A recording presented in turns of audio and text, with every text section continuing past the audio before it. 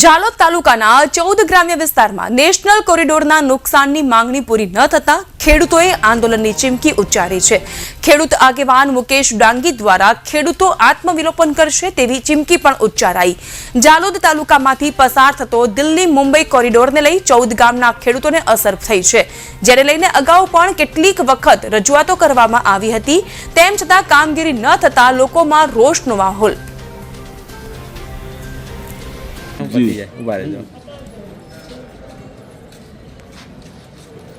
जी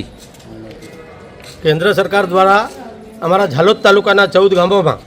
जे अमरा गरीब आदिवासी खेडूत खातेदारों हता एमनी जमीन विकासना नामे आ दिल्ही मुंबई कोरिडोर हाईवे में छीनवी लेवाता आ हाईवेનું કામ ચાલુ કરવામાં આવતા જે અમારા 14 ગામોમાં જે અમારી 17 મૂળભૂત સુવિધા હતી તેની એ છીનવાઈ જતા અમે એમની માંગણી કરતા જાય, લડાઈ લડતા જાય, છેલ્લા 3 વર્ષથી આવી રહેલા હતા। અમે આ બાબતે અનેકવાર આ હાઈવેનું કામ પણ બંધ કરાવેલું, પરંતુ જાલોદ પ્રાંત અધિકારી શ્રી દ્વારા તમામ ઓથોરિટી અને જવાબદાર અધિકારીઓને સાથે રાખી જે અમારી માંગણીઓ હતી એમાંથી 16 માંગણીઓ સ્વીકારેલી અને એની સમય મર્યાદા નક્કી કરવામાં આવેલ હતી કે ભાઈ આટલા સમયની અંદર નવેસરથી સર્વે કે પછી જે માંગણી છે એનું સંતોષકારક જવાબ આપવામાં આવશે, એમનું વળતર ચૂકવવામાં આવશે। પરંતુ 1 મહિના 15 દિવસ અને 5-5 દિવસની પણ સમય મર્યાદા હતી, પરંતુ 3 મહિના થવા છતાં આજ દિન સુધી કોઈપણ જાતનું સર્વે કે કોઈપણ જાતની કામગીરી કરવામાં ન આવતા આજ રોજ અમે જાલોદ તાલુકાના 14 ગામોના જે આગેવાન ખેડૂત ખાતેદારો છે તેઓએ પ્રાંત અધિકારી શ્રી જાલોદને આવેદનપત્ર આપ્યું છે અને આવેદનપત્ર મારફત અમે ચીમકી ઉચ્ચારી છે કે 5 માર્ચના રોજ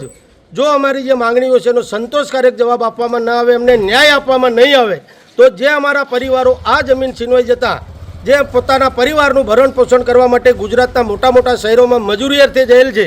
એ પરિવારો હોળીના તહેવારોમાં આવે તે વખતે અમે લડી લેવાના મૂળમાં આક્રમક આંદોલન કરી રસ્તા પર ઉતરીશું અને જે અમારો હક છે એ હવે મારવા અને મરવાની નીતિથી એક લડી લેવાના મૂળમાં અમારો હક અમે મેળવીને જંપીશું। અને સાથે સાથે અમે એ પણ સાહેબને આવેદન મારફત જણાવ્યું છે કે સરકારશ્રી દ્વારા હાલ જે ગ્રીનફિલ્ડ એરપોર્ટ મંજૂર કરવામાં આવ્યું છે અને એ પણ જાલોદ તાલુકામાં બનવાનું છે, અમને ખબર છે, તો એ એરપોર્ટમાં હજારો એકર અમારી જમીનો છીનવાઈ જશે અને સાથે આ હાઈવેની નજીક જે અમારી થોડી ઘણી જમીનો બચેલી છે એ સુવિધા અને સવલતો અને સગવડોના નામે એ પણ છીનવી લેવામાં આવશે। માટે આ જો તમારે હાઈવે એરપોર્ટ બનાવવું હોય તો સૌપ્રથમ અમારે માછણનાળા જળાશય યોજના અંતર્ગત અમારી જમીનો છીનવી લેવામાં આવી, એ પછી કાલી 2 યોજના અંતર્ગત છીનવી લેવામાં આવી, તે બાદ દિલ્હી મુંબઈ કોરિડોર હાઈવે અંતર્ગત અમારા ગરીબ ખેડૂતોની જે જમીન છે છીનવી લેવામાં આવી અને હવે ચોથી વખત એરપોર્ટના નામે અમારા ગરીબોનો ખાત્મો કરવા માટે જે જમીન છીનવી લેવાનું કાવતરું કરવામાં આ સરકાર દ્વારા આવેલ છે એને સખત શબ્દોમાં અમે વખોડીએ છીએ અને આ આવેદન મારફત અમે વિનંતી કરીએ અને સાથે ચીમકી પણ ઉચ્ચારીએ છીએ કે એનો ખુલાસો પણ અમે તારીખ 5 માર્ચ સુધી આપવામાં આવે, નહીં તો જોવા જેવી થશે। અને જે વખતે આપ અમારું આંદોલનને ડામી દેવા માટે તંત્રનો ઉપયોગ કરશો એ વખતે કોઈ અજુગતી ઘટના બનશે એ તમામ જવાબદારી શાસન અને પ્રશાસનની રહેશે। મુકેશભાઈ ડાંગી, ખેડૂત આગેવાન।